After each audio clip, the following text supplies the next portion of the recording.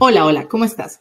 Hoy quería compartir contigo uno de los temas que más me interesa porque creo que en muchas de las actividades que yo creo pues para mis clases y que luego comparto en el blog, allí se ve reflejado mucho mi trabajo con ¡tada!, las imágenes mentales. ¿Y qué son las imágenes mentales? Seguro que pues el nombre ya te dice muchas cosas, pero básicamente y para una clase de segundas lenguas, pues las imágenes mentales juegan un papel muy importante. Y eso lo reconocí hace bastantes años cuando estaba haciendo una formación. Y hoy quiero contarte un poquito sobre imágenes mentales y bueno, al final un pequeño ejercicio que yo llevo a clase que se puede hacer de mil maneras, pero que te ayuda a reflexionar un poco en qué tanto o qué tanto provecho le estamos sacando a las imágenes mentales. Entonces vamos primero a definir las imágenes mentales. ¿Qué son las imágenes mentales? Pues básicamente una de las personas que más se ocupó o que trató este tema es el señor Stevik. Y él decía que una imagen o este término imagen mental se refiere a la totalidad de reacciones que surgen en una persona después de escuchar, ver una palabra o de entrar en contacto con una experiencia. He decidido enmarcar esta presentación en el otoño porque a mí me encantan los colores del otoño y quiero que a lo largo de la presentación pienses mucho en qué imágenes mentales está despertando el otoño en ti, los colores, las formas y bueno, si quieres después lo puedes compartir en los comentarios conmigo. Nosotros, ¿qué tenemos en nuestras imágenes? Pues tenemos imágenes de todas las formas habladas o escritas de las palabras, como objetos físicos y como también experiencias, ¿no? Entonces, imagínate que cuando leemos, cuando escuchamos radio, cuando hablamos con una persona, inmediatamente nosotros estamos conectando lo que está entrando por todos nuestros sentidos con lo que ya tenemos guardado y empezamos a formar imágenes mentales. ¿Y qué pasa? Pues con estas imágenes mentales hay tres cosas que hay que tener en cuenta. Pero para ello voy a proponerte un ejercicio. Y es, yo voy a leer un poema relacionado con el otoño y tú mientras tanto simplemente déjalo, ¿no? Escúchalo e intenta activamente reflexionar en qué imágenes mentales se están formando en tu cabeza o qué surge en tu cabeza, qué sentido se despierta. Pues vamos a ello, vamos a leerlo. En el otoño, los pájaros se van. El día es más corto. El frío empieza ya. Abrigos y chaquetas que yo me vestiré. Paraguas y botas que yo estrenaré. Lo voy a leer por segunda vez. En el otoño, los pájaros se van. El día es más corto. El frío empieza ya. Abrigos y chaquetas que yo me vestiré, paraguas y botas que yo estrenaré. ¿Cuáles han sido tus imágenes mentales? ¿Cómo has visto esos pájaros? ¿Cómo has visto esa primera escena del otoño? ¿Cómo has sentido el frío? ¿Lo has sentido? ¿Y los abrigos y las chaquetas cómo eran? ¿De qué color? ¿De qué forma? ¿De qué textura? ¿Y el paraguas? ¿Era negro? ¿O de muchos colores? Como la primera imagen de esta presentación. ¿Estaba ya conectada a tu imagen mental o tú creaste una nueva imagen mental y estrenaste ya esta ropa o en tu cabeza inmediatamente sacaste ya ropa que tú tienes para el otoño? Todas estas preguntas surgen al crear imágenes mentales. ¿Y qué pasó acá?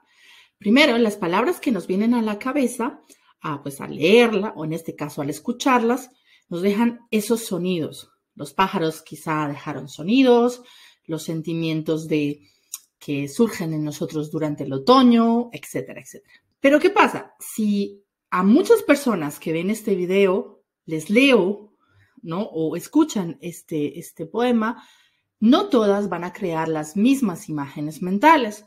Cada uno va a crear una imagen mental diferente. Van a ser diferentes.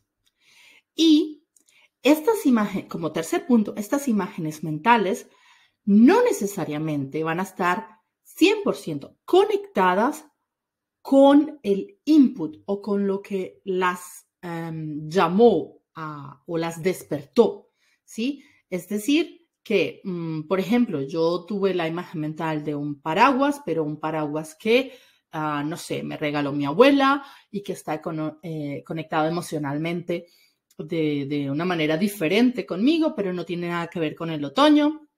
Es decir, que no tienen por qué tener una base directa con lo que las originó o las fomentó. Stevig también decía que una imagen la podemos percibir en mayor o en menor escala, de maneras más visuales o más auditivas.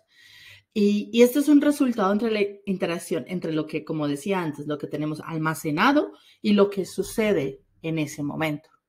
Si nuestras experiencias en el pasado, esto ya es un poco más psicológico, si nuestras experiencias en el pasado, digamos, en el otoño o con los colores del otoño no fueron muy buenas, pues todo esto que hagamos en clase va a influir un poco en lo que evoquemos en ese momento sobre el tema que estemos tratando.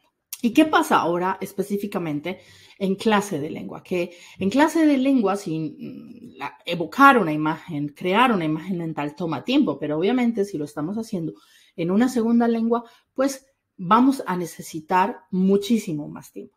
Y además, en una segunda lengua necesitamos como sentir que el evocar esa imagen va a tener un output con un objetivo específico. ¿Para qué voy a crear esa imagen mental?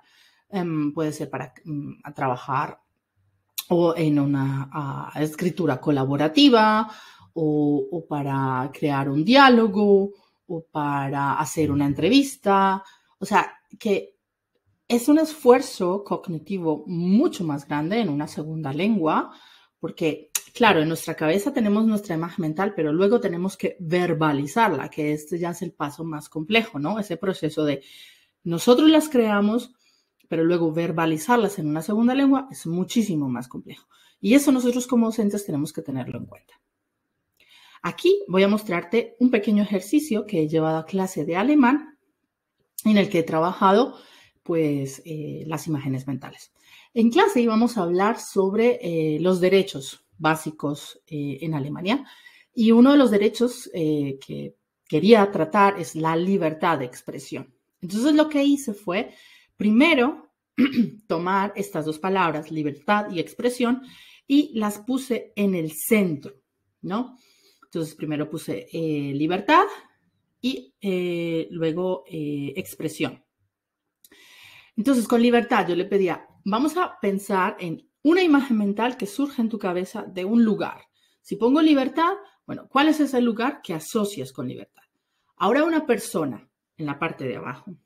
Ahora en la parte izquierda, una actividad que relacionas o una imagen mental que surge cuando escuchas libertad.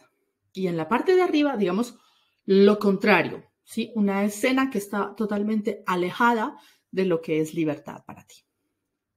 Luego lo hicimos con la segunda palabra, expresión.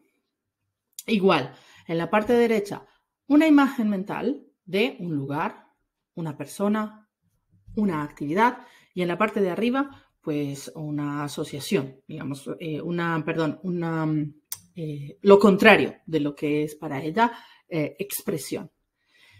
Y luego, de cierta manera, teníamos que conectar esas cuatro partes y crear una imagen mental única, ¿no? Entonces teníamos que mirar, en este caso, que tendría que ver, por ejemplo, la playa, que era en la parte derecha, una persona, que era José, en la parte izquierda comer paella y en la parte de arriba el trabajo. ¿Cómo conectamos a esas cuatro imágenes sueltas en una imagen mental única? Y luego la verbalizamos poco a poco y trabajamos pues ya la parte más lingüística de ello. Este es un pequeño ejercicio muy sencillo que podemos llevar para activar desde imágenes mentales pequeñas e ir construyendo una gran imagen mental sobre la cual podemos hablar y la cual podemos verbalizar para extender nuestro vocabulario. Así que nada, espero que te haya gustado este pequeño video sobre imágenes mentales Y me gustaría leer en los comentarios cómo haces tú para trabajar las imágenes mentales en clase. Así que nos vemos en un próximo video. Adiós.